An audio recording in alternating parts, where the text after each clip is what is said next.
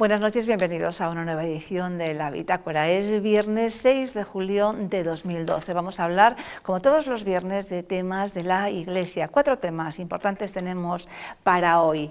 Y nos acompaña en esta oportunidad don Carlos Ruiz Miguel, es catedrático de Derecho Constitucional de la Universidad de Santiago. ¿Qué tal, don Carlos? Buenas noches, bienvenido. Bueno, muchísimas gracias por esta nueva invitación. A esta especie de isla, ¿no? Porque hablamos siempre de contenidos políticos y... Yo creo que los programas religiosos, que durante muchos años estuvieron muy infravalorados, se ha demostrado, gracias a Internet, que tienen muchos más seguidores de lo que parece. Claro que sí, claro que sí. En la esquina de la mesa, doña Alicia Ansede, es doctora en genética y es miembro de la Real Academia. ¿Qué tal, doña Alicia? Buenas noches, Muy bienvenida. Bien, buenas noches.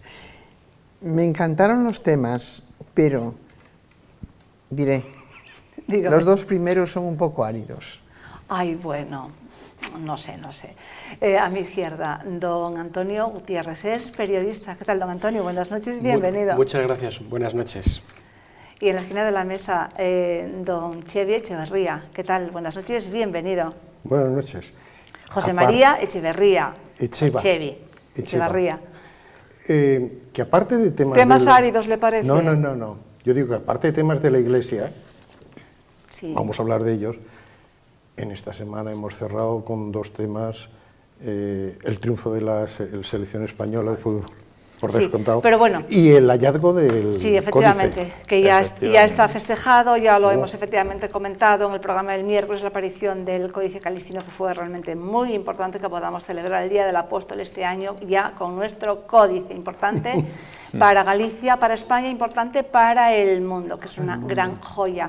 Vamos entonces con el primer tema de la noche, según doña Alicia Ansede, un tema árido. Vamos a ver, el director del Osservatore Romano, el diario de la Santa Sede, Giovanni Maria Bian, acaba de pronunciarse en una entrevista sobre algunos temas relacionados con la Iglesia, si hay intrigas, si hay acoso mediático contra ella. Y bueno, pues vamos a intentar desgranar algunas de las cuestiones que nos dice don Giovanni. Doña Alicia, porque le ha parecido que era un tema árido, ¿sí? Se pronuncia sobre cosas que están en la calle y que siempre nos preguntamos. Sí, siempre nos preguntamos, pero el problema es que hay que hablar para la calle. Y entonces hay que hablar muy sencillito, claro, muy cortito, y eso es difícil. Sí. Este señor lo hace muy bien, que yo leí todas las declaraciones y eso, y me encantaron. Pero también estoy de acuerdo con él en que hay que hablar muy sencillo para que el pueblo, por decir así, lo entienda. Porque no solamente la gente que es más o menos culta, porque esa si no lo quiere entender es que no quiere, que no puede entender. Si no quiere, no quiere. Pero la gente que tiene más dificultad, entonces a esa es a la que tenemos que llegar, claro, con más frecuencia. Es cierto, por eso realmente yo quiero que este programa sea un programa sencillo, sin demasiadas pretensiones y mucho menos teológicas, sino bueno, pues acercar un poco lo que es pues la fe al ciudadano y recordarle que bueno, pues que es muy importante, ¿no? Sí, yo creo que... ¿Tema árido piensa también? No, que va, todo lo contrario. Yo creo que además Giovanni pone el dedo en la llaga en un montón de temas, por ejemplo, y además en cosas en las que comulgo al 100%. Cuando hace el llamamiento o la observación de la persecución constante que está sufriendo el Papa. Es absolutamente así. Yo recuerdo, pues eso, cuando era cardenal, era esa, el Panzer Cardenal, ¿no? La mofa burda esta. Y después era el pastor alemán, estos chistecitos xenófobos de esa pseudoprogresía de Dehesa, que se creen muy simpáticos, ¿no? Y como no lo pueden atacar intelectualmente, pues se dedican a chistecitos baratos.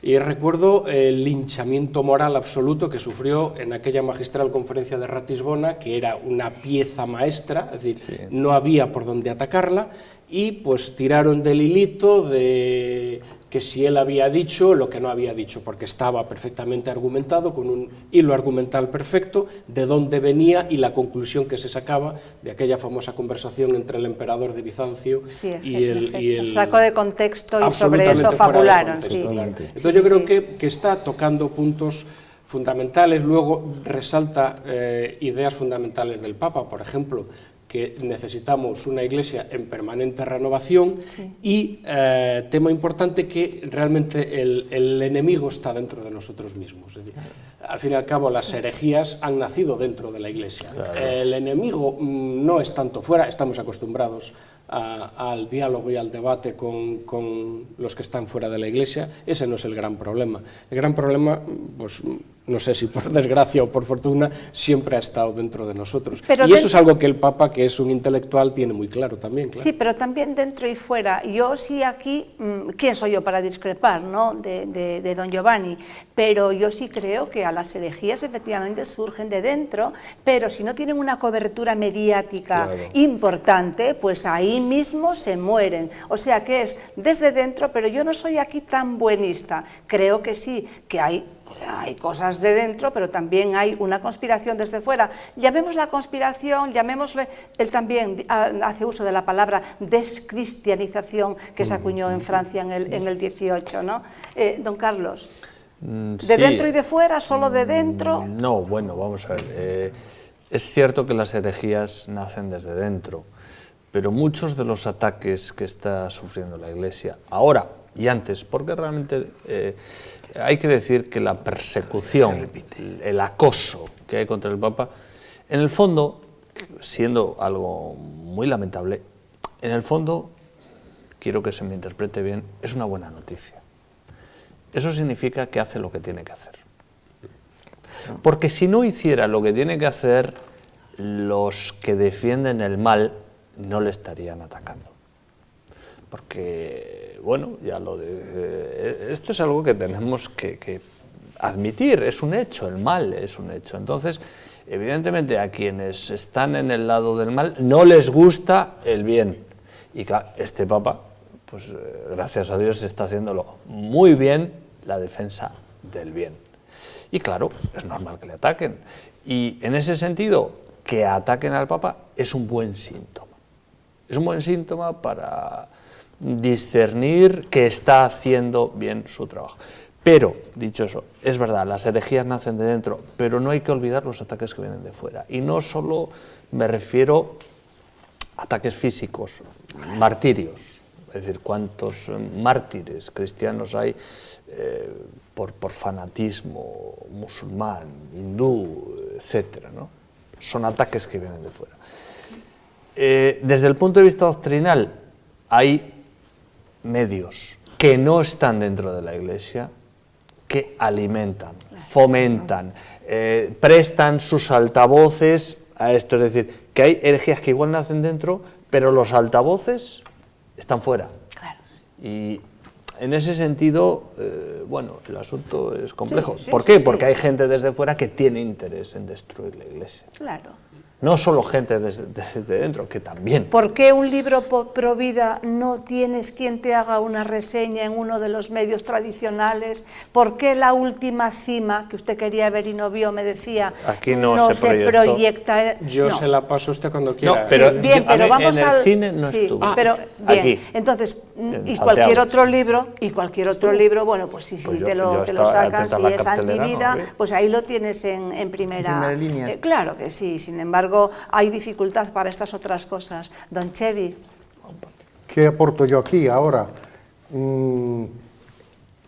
De mi colega, voy a llamarle colega, aunque él no es periodista, el Giovanni María Bien, es historiador. Es historiador, lo cual se demuestra en esa entrevista porque va dando datos de años de la Revolución Francesa, del siglo XVIII, de descristianización, etcétera, etcétera, y es italiano. Es un maestro, la frase no la voy a decir bien, no podemos no decir, distingue siempre, matiza. No hay ataque a la Iglesia, aunque sí habría que reconocer que la modernidad entendida así puede ser mala entendía si podía ser buena, etc. Eso es un diplomático. Y entonces, no hiere en ninguno de los puntos que yo he leído de la entrevista a ninguna persona, pero va diciendo que sí, que el Papa tiene enemigos. Claro que Sí. No al principio diciendo, no, al Papa le hacen la vida imposible. No, eso no. Pero que el Papa tiene enemigos. Que Satanás, concretamente, que es el que promueve todo esto, pues está, que vamos, que echa fumatas, iba a decir, pero en fin. Está en plena actividad. Totalmente. Y sea directamente o bien por los colaterales, al Papa le están... Lo cual, si Cristo padeció esto, pues estoy contigo, Carlos. Es un buen signo que ocurren estas cosas. Es lamentable, es penoso. Bien, de todas formas, yo en la entrevista lo que captaba era También decir, habla de ¿quién? la purificación que puso en marcha Benedicto XVI a ese Bueno, y que respecto. Benedicto XVI, ninguno de estos temas polémicos lo ha obviado. Al contrario, ha ido a por él directamente. Es decir, sea el de los sacerdotes que no han cumplido sus obligaciones, etcétera, etcétera. Ha ido directamente. Es una entrevista, aunque estoy con doña Alicia también, hay que saber planteársela a nuestro público. Así es. Porque no Doña es- Alicia, que usted habló menos. No, yo no quiero hablar tampoco, porque yo reconozco que este señor, que es catedrático de filología, Sí. el Giovanni es catedrático de filología, este señor sabe perfectamente por dónde va y a qué va. Sí. Y que creo que fue una gran elección para el Papa, porque pienso que le va a ayudar muchísimo, aunque el Papa tiene la cabeza muy clara y la tuvo siempre.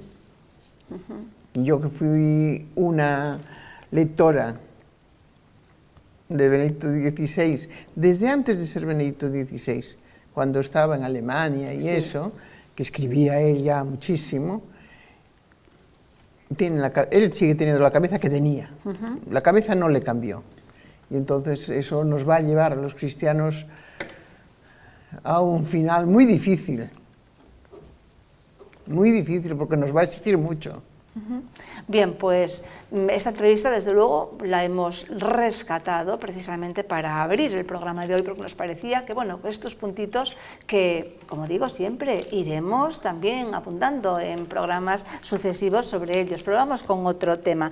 Trabajar para la nueva evangelización a través del séptimo arte es el cometido que tienen varios profesionales del cine, tanto actores, productores, directores, y de hecho se está celebrando estos días en el Vaticano el tercer Festival de Cine Internacional Católico. Hay unas 1000 películas que concurren en este certamen, hay unas cuantas que son favoritas, una es la francesa Churchman, hay una también norteamericana y un cortometraje español que se titula Una canción, que bueno, pues lo que defiende pone de manifiesto los valores, son los Óscares del cine católico y se llama precisamente los Mirabile Dictu, que significa en latín es maravilloso transmitirlo.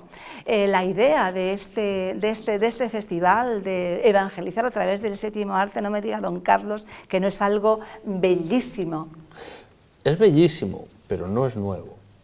Quiero decir, todos recordamos magníficas películas, Claro. clásicas de temática religiosa, ¿no? Charlton Heston, Los 10 Mandamientos, etcétera, etcétera. Hay películas de temática religiosa en la historia del cine fabulosas, extraordinarias en su dirección, en su interpretación y, por supuesto, en el buen guión. Y no digamos de La Pasión de Mel Gibson, ¿no? Ahí quería ir. La última, quizás, gran película religiosa fue esta, ¿no? Y, sin embargo, se encontró con una oposición brutal. Yo lo que he visto en estos últimos años es que ha descendido un poco la producción de cine religioso, sobre todo de cine, digamos, americano, norteamericano, de cine. Y, bueno, estos premios pueden ser un aliciente para retomar un poco esta línea de hacer películas de tema religioso, que insisto, durante unos años estuvo muy activa. Bueno, también es verdad que si recordamos las películas clásicas de los años 40 o 50, la inmensa mayoría tenían un fondo ético muy bueno, aunque no fueran estrictamente religiosas. Bien, a eso iba. No tiene por qué ser una película sobre un hecho religioso determinado, sino películas donde los protagonistas somos nosotros, las personas que trabajamos, que vivimos, que tenemos yo, hijos por ejemplo, con problemas. Pienso Caballero sin espada, con James Stewart. Bueno, ahí no se habla de religión, pero es un político íntegro. Esa película la hemos visto usted, yo y cuantos más. Hoy en día eso es revolucionario. Claro, eso es revolucionario. es un político íntegro. Sí. Íntegro. Entonces, claro, eso, sin ser estrictamente religioso, bueno, es ético también. Sí, ¿no? claro. Y bueno, yo quizás el cine americano, perdón, últimamente los guiones, lo que nos ofrece, no siempre son modelos éticos. Vamos a ver lo que nos enuncian en esta pieza. El Vaticano será del 2 al 5 de julio la sede del tercer Festival Internacional de Cine Católico. Son los Oscar del cine religioso y se llaman Mirabili Dictu, que significa en latín es maravilloso transmitirlo. Entre las nominadas a Mejor Película están la francesa Churchmen, la estadounidense World of the Bandy y la española Una Canción. Los 3 cortometrajes son extraordinarios y tenemos una película de España llamada Una Canción, que es una historia sorprendente y hermosa, llena de valores, y creo que va a gustar.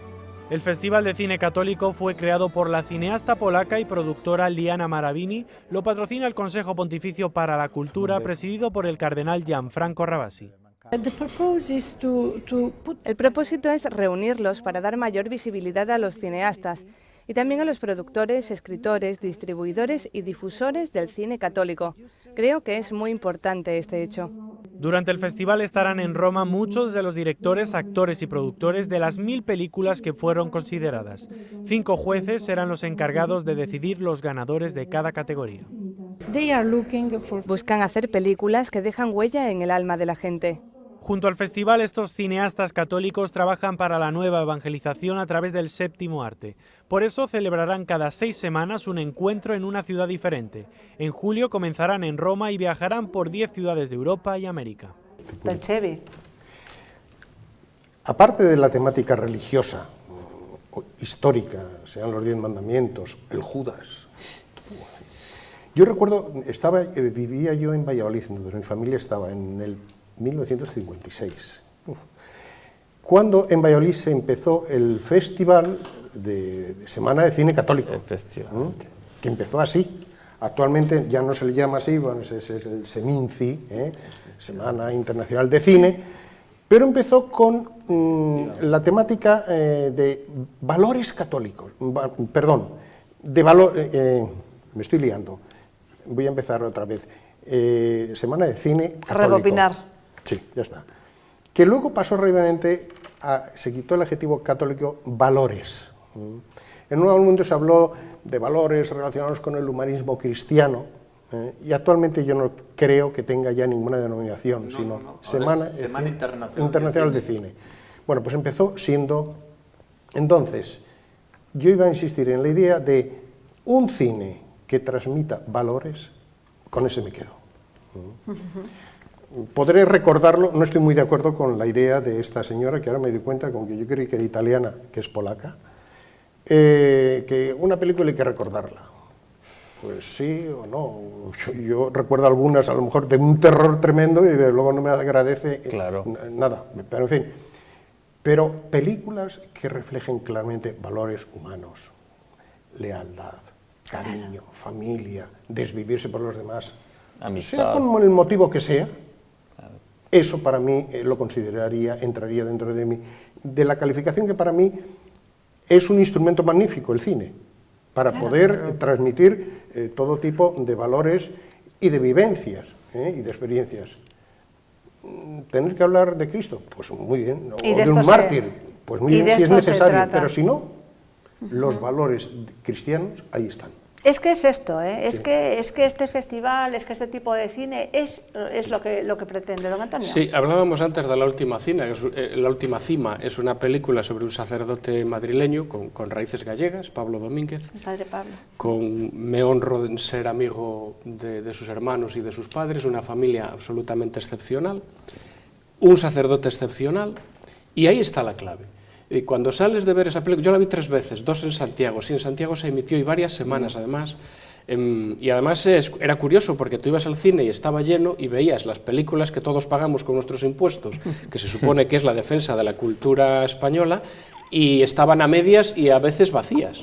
Y esta película de Paco Cotelo, que no recibió ninguna subvención que yo recuerde y que no estaba ni siquiera en el circuito, y arrasó, porque contaba una historia fantástica, real, y estaba llena de valores. Yo recuerdo, yo me crié, y creo que es fundamental la educación en el cine, yo me crié viendo a Capra, a Wilder, a Huston, y es que yo recuerdo ahora mismo el pícaro de Billy Wilder, y era un pícaro simpático, y todos sabíamos que era un pícaro y que lo estaba haciendo mal, y además al final de la película quedaba claro que éticamente era reprobable y acababa perdiendo.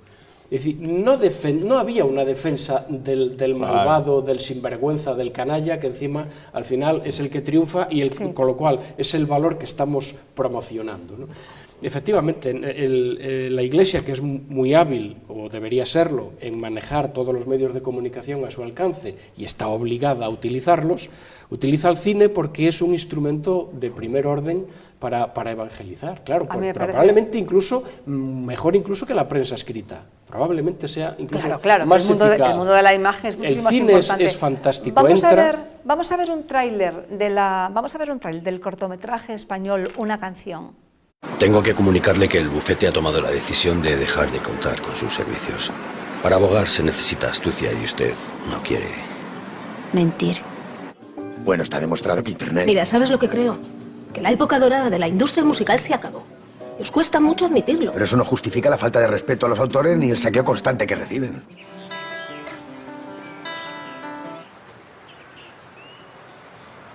¿La música es suya? Más de 20 años de experiencia en civil. Lo veo.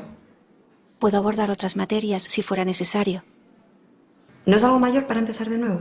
¿Tanto? Sí, claro. Cuando eras niño, orabas en silencio, sin conocer el poder de tus palabras.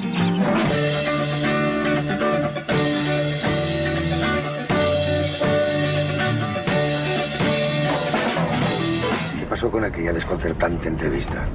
Trabajo para ellos. ¿Sí? No es lo que quiero, pero es lo que tengo. ¿Y qué es lo que quieres? Justicia. Yo no soy valiente, Manuel. Yo solo hago lo que creo y debo.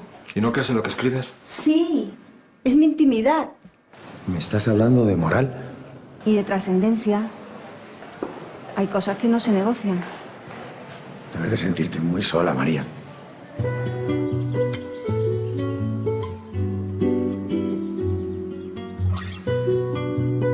Voy a cambiar algo la letra. No tenemos tiempo para ensayar. A vosotros nos afecta, solo a mí. Moral y trascendencia, cosas que no se negocian. La verdad es que pinta muy bien esta película y es de gente normal de la calle. ¿Y qué defiende? Defiende la ética, defiende la lucha por la justicia, el volver a empezar cuando parece que todo está en contra. Pues yo, desde luego, me apunto a ver este cortometraje, doña Alicia. Mira, a mí el cine me gusta mucho, muy poco, porque no puedo, por cuestiones familiares, pero la película a mí que más me impresionó, a lo mejor me decís, es retrasada, no, fue la de E.T. E.T. La vi cuando mis hijas eran pequeñas en Valencia, además me acuerdo perfectamente, y yo decía, pero esto, salí de allí y le decía a mi marido, oye, pero esta película es que es profundamente, está enseñando los valores de Cristo de una manera terrible y que la gente no lo interpretó así tampoco, pero los enseñaba. A mí esa película me impresionó. Bueno, pues nada, nos apuntaremos a ver, ¿no? Una canción que parece... Yo también la veré, ¿eh? Que parece, sí, bueno, sí. Cuando la veamos la comentaremos, ¿no? Si estamos aquí y podemos. ¿Algún comentario más o pasamos ya a otro tema?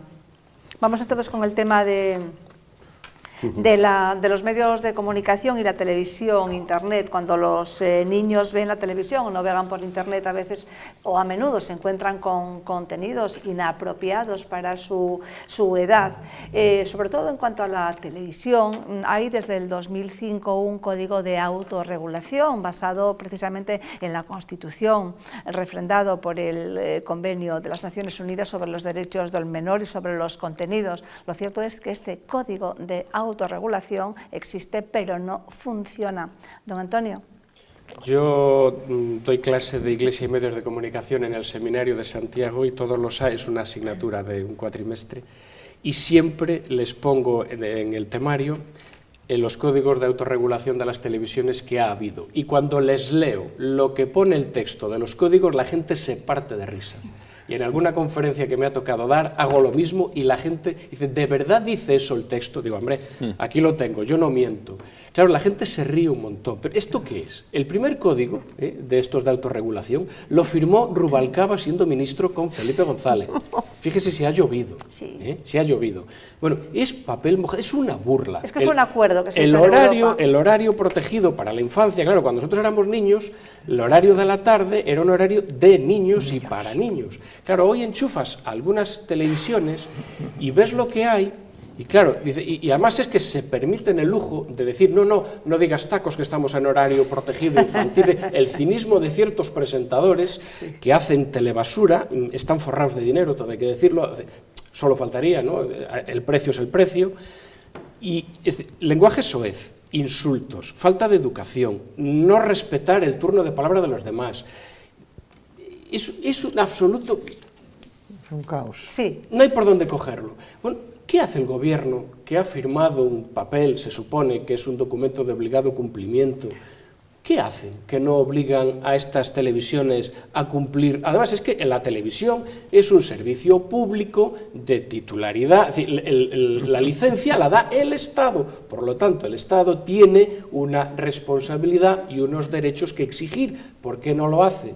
De verdad, a mí no viene al caso, pero espero que la ciudadanía española y la gallega, cuando lleguen las elecciones, pasen factura a gobiernos cobardes que no están haciendo su obligación, que es defender a la infancia.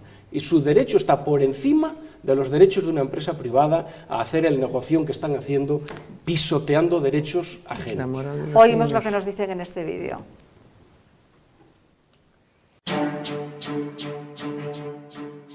El cine, la televisión, Internet, son muchos los medios de comunicación a los que acceden diariamente los niños.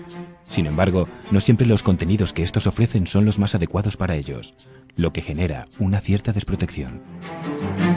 Se habla mucho del tema de televisión e infancia y protección de la infancia porque la verdad es que vivimos en una sociedad, podemos denominarla de algún modo, como lo han hecho algunos autores, de pantalla global, en el sentido de que hay muchas pantallas y la información que llega y las imágenes pues se ha triplicado o cuadruplicado respecto a hace décadas anteriores, ¿no?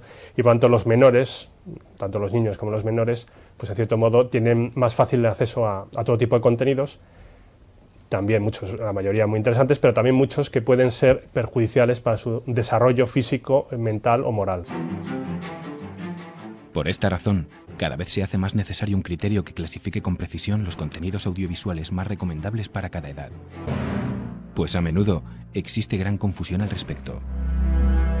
Es un problema que hay, ¿qué criterio de clasificación por edades? ¿No? Porque es verdad que hay uno que tiene el Ministerio de Cultura, el ICA, el Instituto de la Cinematografía, que es para calificar las películas.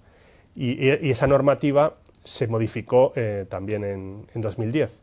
Pero el convenio que se ha hecho para televisión, en principio sigue teniendo la antigua normativa, que incluye programas especialmente dirigidos a la infancia, evidentemente son programas específicamente infantiles, luego autorizado para todos los públicos, que no quiere decir que sea propio o orientado para la infancia, pero en principio para todos los públicos, no recomendado para menores de 7 años, no recomendado para menores de 13, no recomendado para menores de 18 años. Fruto de esta confusión es la exposición de los pequeños a los productos audiovisuales con una fuerte carga de violencia, agresividad y sexo.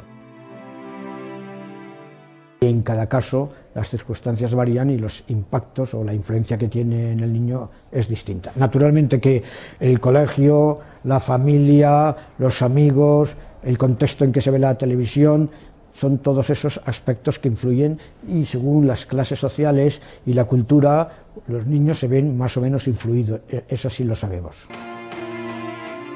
Ante esta situación, el Congreso de los Diputados aprobó en 2010 la Ley General de Comunicación Audiovisual, una medida que, sin embargo, incumple en la mayoría de las cadenas televisivas. En España, en concreto, de 6 de la mañana a 10 de la noche, es la franja protegida, ¿no? En el sentido de que en esa franja horaria no se puede emitir ningún contenido para mayores de 18 años. Y luego dentro de esa franja de 6 de la mañana a 10 de la noche hay una franja reforzada, que es de 6 a 9 de la mañana y luego de 5 a 8 de la tarde. Los menores están desprotegidos muchas veces porque aunque efectivamente hay unas franjas de emisión de televisión protegida para los menores en las que no se pueden emitir contenidos perjudiciales, pero es verdad que a veces esa normativa no se respeta. Preocupada por esta cuestión, la Universidad CEU San Pablo fundó el Observatorio para la Protección de la Audiencia Infantil. Este se encarga de organizar seminarios que denuncian la desprotección infantil que existe en los medios de comunicación, además de estudiar los principales problemas derivados de esta situación. En última instancia, el objetivo del observatorio es intervenir en la autorregulación ya establecida.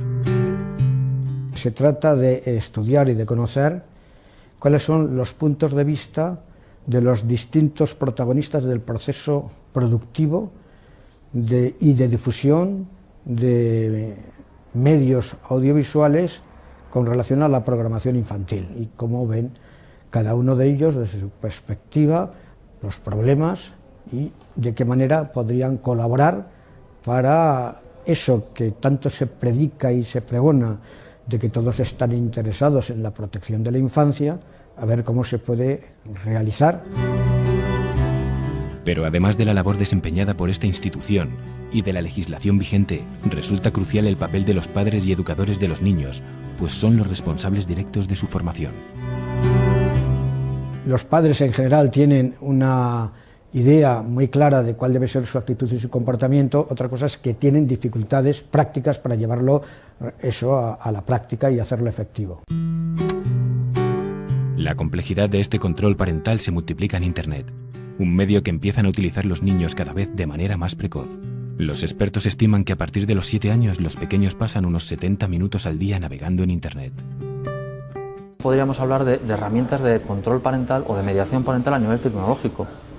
Hablaríamos de filtros, hablaríamos de programas que de alguna manera bloquean ciertas páginas, hablaríamos de los antivirus que también tienen cierto tipo de limitación de los contenidos, etc. Es verdad que está también Internet, hay otros canales de distribución en los cuales a lo mejor esa protección no va tan rápida, porque a veces la tecnología va más rápida que la normativa, ¿no?, sobre ese tema. Entonces a veces es verdad que el menor está en una situación de desprotección porque le llegan contenidos que no puede asumir, que de algún modo, según su edad y su formación, pues pueden ser perjudiciales para él y por lo tanto, bueno, pues en ese sentido se puede decir que está desprotegido el menor. La exposición de los niños a Internet puede resultar incluso más peligrosa que el consumo de programas televisivos. Estos pueden verse implicados en situaciones tan peligrosas como el bullying, abuso físico o psíquico por parte de otro niño, o lo que es peor, pueden llegar a convertirse en víctimas de pederastas o acosadores de menores a través del contacto con extraños mediante el uso de las redes sociales. Cuando nos planteamos la relación del menor con la televisión, teníamos la posibilidad de controlar hasta cierto punto cuando veía el menor la televisión. Si pensábamos que la franja de consumo era esa, regulábamos de manera que no hubiese ese tipo de contenidos en esa franja horaria. El escenario es completamente diferente en Internet. Se han dibujado todas las ideas que teníamos de franjas horarias y acceso. Puedes acceder desde cualquier lugar a cualquier contenido en cualquier momento. Para contrarrestar este problema, algunos medios de comunicación están tomando medidas al respecto. Es el caso de Televisión Española, que ha creado una web de su canal Clan TV con una sección exclusiva para los padres. Esta les informa de todos los contenidos que emite el canal. Todas estas situaciones dejan patente que los niños son grandes consumidores de información.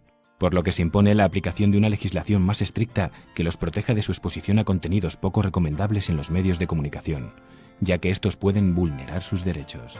Junto a ello, se hace necesario un mayor control de los padres, responsabilizándose de la información a la que acceden sus hijos.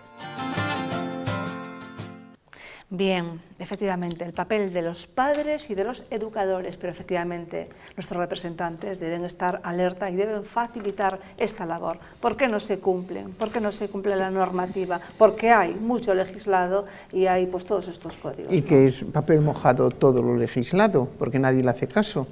Y sin embargo, yo lo que creo que la función más que de nadie es de los padres, porque si los padres pierden el tiempo que el niño está viendo la televisión, por las razones que sean, porque hace muy poquito estaba yo viendo unos dibujos animados y le soltaron un flash que dije yo, oye, esto no se puede ver, esto no es para niños, porque aquello no era para niños. Y entonces, pero sin embargo estaba puesto como para niños y al horario de niños. Entonces eso tienen que ser los padres los que corrijan esas cosas, porque en otro lado no lo van a corregir. ¿En dónde? En el colegio. En el colegio tienen que estar estudiando y no pueden. ¿Que los niños salen con sus amiguetes? Pues no son horas de televisión, ni de nada de eso. Y claro, pero eso lleva a perder mucho tiempo, que es ganarlo. Claro. Es ganarlo, no es perderlo. Pero las madres, sobre todo, no pueden estar en las cafeterías, que tengo yo algo en contra de eso. Ya. Porque, claro, si estamos en un lado, no podemos estar en el otro. Que se lo digan a usted, ¿eh? Claro, si estamos en un lado, no podemos estar en el otro. Y entonces, pues está claro que la madre tiene que estar al lado de los hijos para educarlos. Hasta una edad. ¿No? Yo no sé si sabes el refrán que utilicé yo toda mi vida. ¿Lo del cachete? Sí. Sí, dígalo otra vez. Desde que nacen hasta los 10 años, les doy un cachete, de los 10 a los 15 me siento en una mesa, razono, o a los 18, porque como es menor de edad aún puedes. Me siento en la mesa, razono y pero mira que esto no es así, pero mira que esto es asado. Y a partir de los 18 me pongo a rezar, porque ya ahí ya lo hice todo. A partir de ahí ya no tengo nada que hacer. Sí. Larga lucha. Lo contó en un programa y tuvo muchísimo éxito. Don Chevy. Larga lucha nos espera. Claro. Larga lucha. Hay un artículo de la Constitución, profe, de protección que tiene tal valor que incluso cede la información veraz ante la protección al menor, cede. El menor está por delante. Y el 39.4 también, ¿no? Sí. Pero va a ser una lucha, no quiero ser negativo, pero va a ser una lucha permanente. A nivel de televisión y a nivel de... No recordamos todos esas portadas. Yo he trabajado en prensa infantil y he trabajado en la época de la censura, donde no podía haber muertes violentas. Un tío atravesado con una lanza, no, había que... O los escotes de las chicas, en fin. En el caso solamente podían publicar, me parece, pues un asesinato por edición. Yo te estoy hablando de cómics, de cosas dibujadas, bien. Pero iba a decir, el ejemplo de, no sé si ha sido Elle o Vogue, la revista esta de estas niñas vampiresas, maquilladas, que han dicho, oye, pero ¿hasta dónde hemos llegado? Y ha habido que pegar un... Pero eso es una lucha que va a ser permanente, por parte de los gobernantes, por parte de la sociedad. Sí. Hemos de denunciar más y hemos de acudir al defensor del menor, que yo no sé si lo hay en todas las autonomías, o directamente al juzgado, y poner denuncias. La sociedad, más que los gobernantes, visto lo que ocurre, hemos de reaccionar, pero a ese nivel de decir, esto no puede ser, esto hay que cortar. Y poner, y luego la enseñanza, evidentemente, a padres, a adultos. Las escuelas de padres, sí. En los colegios pueden hacer mucho todavía. cuando esas reuniones de padres, decirles, oiga, señores, esta es una misión suya que no pueden dejarlo, porque ¿qué es lo que hay en la calle? Pues esto es lo que hay. Sí, a mí me llama la atención. Es una lucha que va a ser permanente. A mí me llama la atención siempre que las asociaciones de padres no estén más preocupadas por el tipo de contenidos. Don Carlos. Sí, vamos a ver. El problema aquí es que la legislación que existe, no solo códigos de autorregulación, sino legislación con carácter obligatorio, no se aplica. Es decir, por ejemplo, las cadenas privadas tienen una obligación de respetar a la juventud y a la infancia, y si no lo hacen, el gobierno puede sancionarles. Claro, ¿por qué no lo hace? Pues porque hay un chantaje. Si me sancionas, utilizo los informativos políticos para criticarte. Ese es el juego que está viciando todo esto. Claro, ¿cuál es el problema? Que al ser una concesión administrativa, digamos que los únicos que pueden sancionar es la administración, y eso deja al ciudadano ante una situación de gran indefensión, con lo cual las denuncias tienen que hacerse solo en el nivel, digamos, social, no en un nivel judicial. Hay algunas iniciativas que han sido muy interesantes, por ejemplo, en relación con algunos de los programas, estos basura, ¿no? Donde una presión de asociaciones ha conseguido que algunas empresas anunciantes retiren la publicidad. Va a ser el siguiente tema. Eso es lo único que en este momento se puede hacer, quiero decir, actuando en términos realistas. Para eso, naturalmente, hace falta que los padres y las asociaciones de padres estén, en primer lugar, con una conciencia clara del problema y de qué es lo que pueden hacer, que es, naturalmente, actuar como consumidores responsables, boicoteando aquellos productos que con su publicidad están alimentando esta basura. Es la única manera. Sí. Esto casi lo vamos a lanzar con el siguiente, que tiene que ver con la decisión, que cómo puede presionar el ciudadano. Pero hemos salido a la calle, hemos preguntado sobre, bueno, pues la opinión de los padres y qué deben hacer los padres si lo están haciendo bien. Y esto nos han dicho los ciudadanos. Non son adecuados, non, seguro que non. Nin para os adultos, non son adecuados para os nenos e en moitos casos tampouco para os adultos. Creo que a calquera hora te podes atopar con contidos inadecuados. Hay cadenas y cadenas, pero desde luego la mayoría pues están más en plan reality, en audiencia y no preocupada por educación. Pode haber contidos moi específicos para eles, pero a maior parte da programación non ten nada que ver cos nenos. Eu penso que debería de ser moito máis educativa. Bueno, hai de todo, pero bueno, podía haber cousas máis educativas, tantos dibuxos, mas os nenos agora están acostumbrados ás novas tecnoloxías, por decir algo, e pouco ven a tele tamén.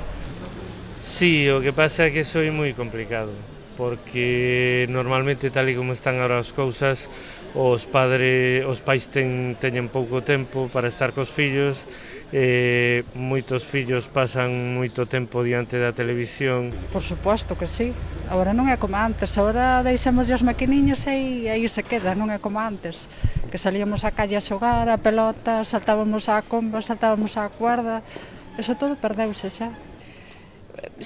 Probablemente deberíamos estar máis pendentes, pero tamén hai que entender a dificultade de pais e de familias para estar en todo a todas horas. Os pais deberían estar bastante máis pendentes porque, sobre todo nos horarios infantiles, lamentablemente son momentos en que os pais non poden estar porque ao mellor están traballando, están desempeñando algunha función. Sobre todo limitarle horas. Yo creo que tenían que los padres preocuparse de limitar horas, tanto de ordenadores como todo lo que sea de facilitarles el que trabajen con la imaginación, en vez de tanto que le faciliten tanto de ver la televisión, ordenador y tal. Supoño que nos verán, alegraríame moito que nos viran, porque, bueno, telebasura, entretenimento sí, pero Parecen recomendables nin para nenos nin para adultos, en calquera caso os adultos ou as persoas adultas son libres de facer a súa escolla e supoñemos incluso que de dixerir eses contidos. Iso é unha catástrofe. O outro que presentan aí de Sálvame, todo ese é unha catástrofe. Eso non pode ser, pero xa digo, é moi complexo. Y para adultos, pues sí, a quien le guste ese tipo de programas, pues sí, pero bueno, tiene que haber de todo, pero limitarlo, desde luego, al horario de niños. Regular os horarios máis que nada, o sea, por exemplo, os horarios onde eles están que non poden estar controlados debidamente por os seus pais ou avós, pois deberían controlar esos horarios. Eu penso que o que debería de estar é regularizado o tema dos horarios nos que se poden emitir determinados programas. Sería, sin duda, o máis recomendable, o mellor para as familias e creo que para a sociedade no seu conxunto. No, eso creo que está bastante regulado, pero bueno, hai programas que, por exemplo, por nombrarche algún, o Sálvame de polas tardes, que Telemarine. Bueno, últimamente parece que se están preocupando un poquito más, sobre todo en algunas cadenas que son como muy de realities, se están preocupando un poquito más de decir, bueno, no se pueden decir palabrotas o el contenido, ¿no? Lo que es el contenido más para adultos. Se está preocupando un poquito más, pero yo creo que hace falta mucho más. Realmente, ¿qué sentido común tiene la gente de la calle? Pero desde luego vemos el problema que tenemos, la escasez de tiempo y la poca dedicación que estamos dedicando a los niños. Y ahí lo que dice doña Alicia, la receta, a lo mejor pues no es cuestión de frivolizar, pero menos cafetería, aunque sí, es que la gente trabaja mucho. Pero doña Alicia, no todo el mundo va a la cafetería, es que hay personas que tienen que trabajar, sí, porque es que no tienen ingresos. Cállate. No. ¿Trabajé? Doña Alicia, no, pero que no hablo de usted, que no hablo de usted, pero hay gente que Trabajé toda mi vida y estuve al lado de mis hijas toda mi vida. No sé lo que es una cafetería. Ahora, de vez en cuando, salgo. Pero si no, no sé lo que es una cafetería. Y lo que sí te digo, sé lo que es ir a coger a mis hijas al colegio, traerlas para casa, hacer los deberes y estar con ellas. Eso sí lo sé. Y lo mismo que lo hice yo, lo pueden hacer los demás. Sí, no, pero sí, lo pueden hacer todo el mundo. Ser padres exige un esfuerzo enorme y es probable, que mucha gente no esté dispuesta a hacer ese sacrificio que supone. Es decir, cuando tú dar vida supone también perder vida. Aquello del grano de trigo que muere para dar vida. Pues ser padres es un poco morir tú para darle vida a tus hijos. Sí. Y de verdad, hay mucha gente, es verdad, que no está dispuesta a ese sacrificio. Es decir, yo también tengo derecho a mi vida. No, cuando tienes hijos tú ya no tienes derecho. Claro. Los derechos son de tus hijos. Ahí se acaban. Y tú tienes que morir para que tus hijos vivan. Y si no, no los tengas. Es verdad que después hay mucha gente que trabaja muchas horas y que no tiene todo el tiempo, pero también es verdad que el tiempo que tiene tampoco lo sabe aprovechar, porque se deja vencer por el cansancio o porque es mucho más cómodo enchufar al niño a la tele, que la tele al fin y al cabo mal no le hará, porque la televisión goza de una credibilidad inmerecida, pero muchísima gente cree que la tele no puede hacer daño. Sí, don Antonio, pero no sé, tampoco hay que ser tan drástico, no hay que morir para que vivan los hijos, lo que pasa que es cuestión Yo no entiendo la paternidad de otra manera, bueno, lo digo lo que muy pasa en serio. Que es cuestión no conozco otra manera de educar más que dándome. Es cuestión de organizarse, pues al 90%, es cuestión también de organizarse, ¿no? Y presentar opciones que sepas que te puedes hacer tu vida aquí, ahora, y tus hijos haciendo su vida allí, pero con otros contenidos. Pero cuando tus hijos no tienen la conciencia formada, tienes que estar pendiente a las 24 horas del día. Y aún así nadie te garantiza nada. Sí, bueno, estoy de acuerdo en eso, pendiente de las 24 horas, no quiere decir que estés continuamente así, pegado a ellos, ¿no? También tienes que dejarlos que se vayan desarrollando, pero con los contenidos los dejo jugar adecuados. Con sus amigos, no las dejo solas en una televisión, en su habitación particular, que ya no tienen, desde luego. Claro, que eso y las dejo, que ese es un niño de 7 años, 70 minutos... en internet, pero ¿qué pinta un niño de 7 años con 70 minutos navegando por internet? En todo caso, a partir de los 12, 13, con mamá o papá al lado y veremos a dónde vamos, ¿no? Digo yo.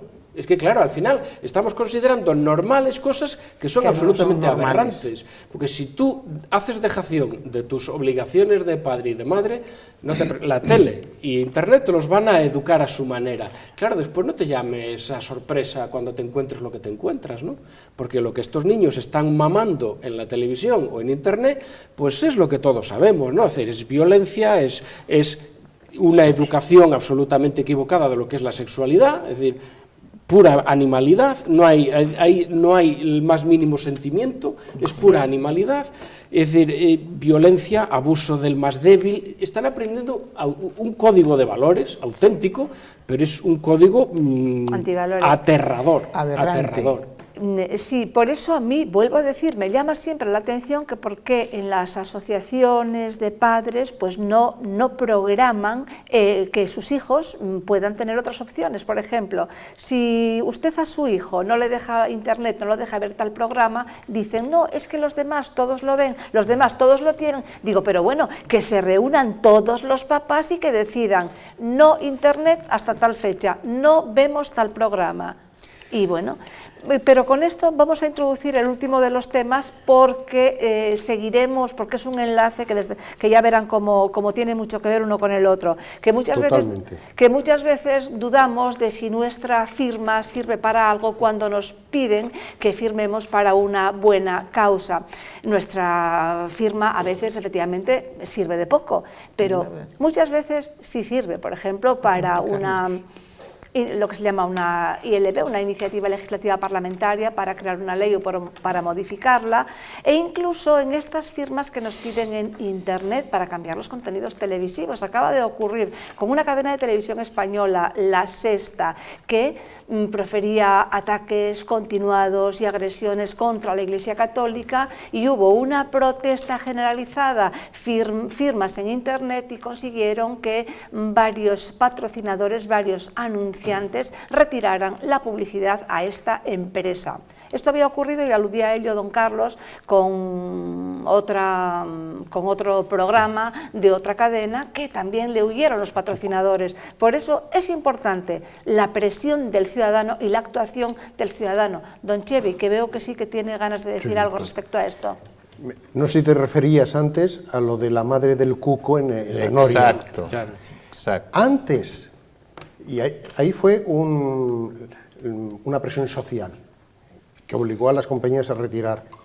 Tuve la oportunidad de hablar con un personaje, bueno, Juan Saechas, coruñés, que él con su sola firma, en el año de 80 y tantos, protestó a Colacao, sí, porque la firma Colacao la publicidad de Colacao aparecía en un programa donde había películas inconvenientes, que él juzgó inconvenientes. Entonces escribió, él y su mujer, escribieron a la casa de Colacao, que les contestó formidablemente, retiraron la publicidad, una sola firma, la suya, y apareció en toda la prensa.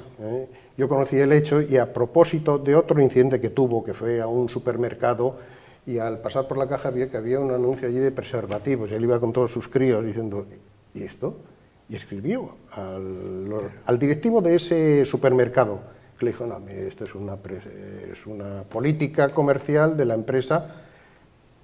Fue más arriba, al escalón siguiente, y escribió una carta diciendo, mire, lo siento, pero yo no vuelvo a pasar ya por ninguna de esas cajas mientras esté en eso.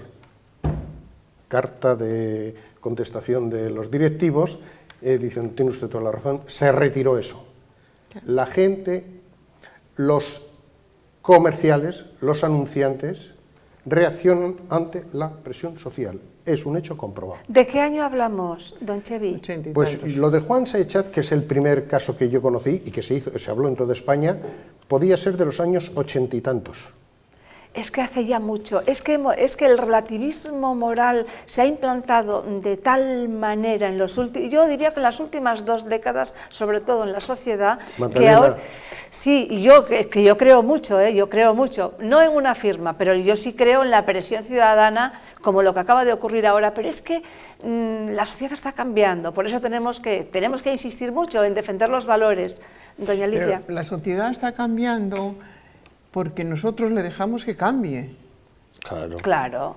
O sea, no está cambiando por ley, no. Edmund Está cambiando Bueno, también por ley. Bueno, también. No, por ley relativo, porque te voy a decir, las madres tienen el convencimiento, ahora mismo en este momento, que no le puedes dar un cachete a tu hijo para educarlo. Sí.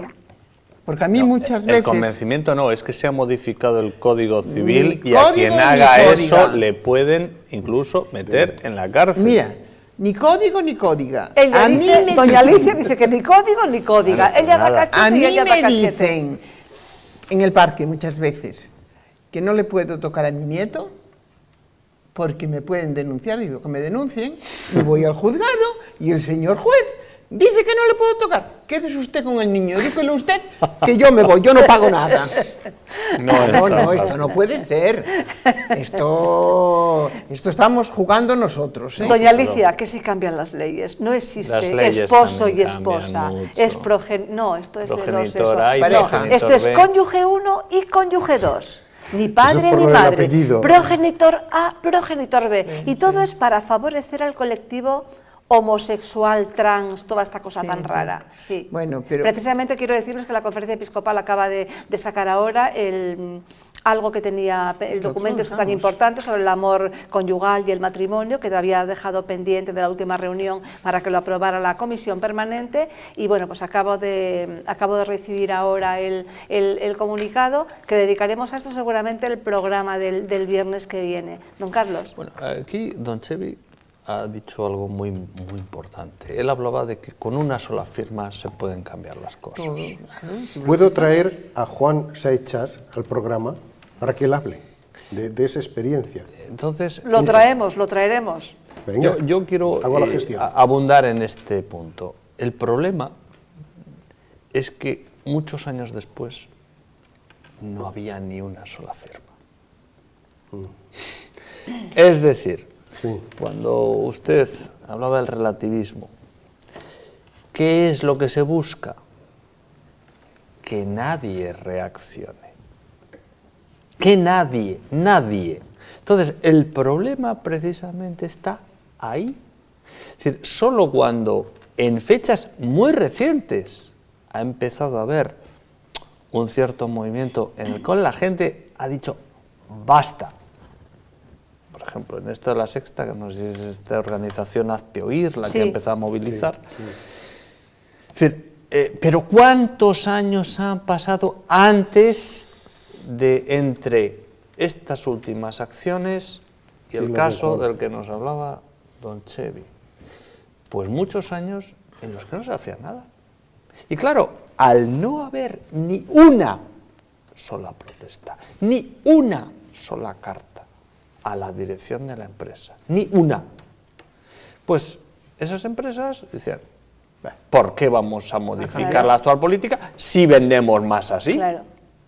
Entonces, digamos que ese es un aspecto que lo básico para esto es lo primero, que la gente tenga una conciencia bien formada de lo que es lo bueno y de lo que es lo malo y de lo que no es admisible. Carlos, News of the World, el periódico inglés, fue una asociación de madres en Inglaterra las que empezó a decir a la Ford y a diferentes compañías que ponían publicidad en ese semanario inglés, semanario que sacaba informaciones con medios no muy lícitos, y fueron promovidos por esa asociación de madres cuando los anunciantes empezaron a retirar la publicidad, y fue cuando Murdoch llegó diciendo, ¿pero qué pasa aquí? una asociación de madres. Sí, sí, tenemos que ser más incisivos. No, a mí hay una frase que siempre la digo, es de Edmund Burke, que dice que para que el mal prolifere solo tienen los buenos que callar. Claro, es que en España no tenemos esa tradición de asociacionismo, y no digamos ya en Galicia, es que nos suena un poco a chino. Y realmente las agresiones por parte de estas empresas privadas, televisiones privadas, las agresiones son tan brutales, es decir, la gente no es consciente del daño que están haciendo. Si los que tenemos un poco ya de memoria histórica, ya tenemos los 50, recordamos perfectamente cómo era España antes de que esta gente llegase y cómo es ahora. Y le han dado la vuelta a la conciencia ciudadana como un calcetín. Todo el mundo tenía claro hace 30 años lo que estaba bien y lo que estaba mal. Todo el mundo lo tenía clarísimo. Y hubiesen escupido a la cara a esta gente que hace esta televisión hace 30 años. Hoy prácticamente todo el mundo aplaude con las orejas.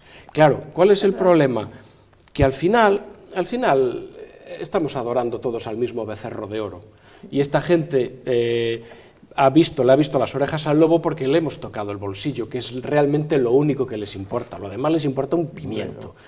¿Y La Sexta qué está haciendo? Bueno, pues es una televisión mediocre, sin audiencia, creada a mayor gloria de Zapatero. Intentaban incensar al pobre hombre y claro, aquello no había manera de incensarlo. Es una televisión, evidentemente, es una televisión apoyada por un gobierno, por lo tanto pagada con nuestros impuestos también. De alguna manera seguramente me gustaría saber hasta dónde hemos llegado en ese apoyo.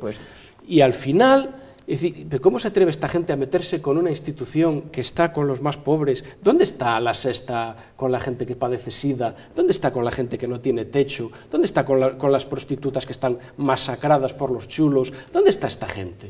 Es decir, meterse hoy con la única institución que está apoyando a los más débiles es simple y llanamente criminal. Así de claro. Sí. Hemos llegado ya al final del tiempo. Un pequeño broche para cada uno. Doña Alicia. Yo te diría que lanzaría una voz a los padres para que dediquen tiempo a sus hijos. En lo que no hacen. Es poco, breve, pero desde luego a ver si el mensaje llega. Don Carlos.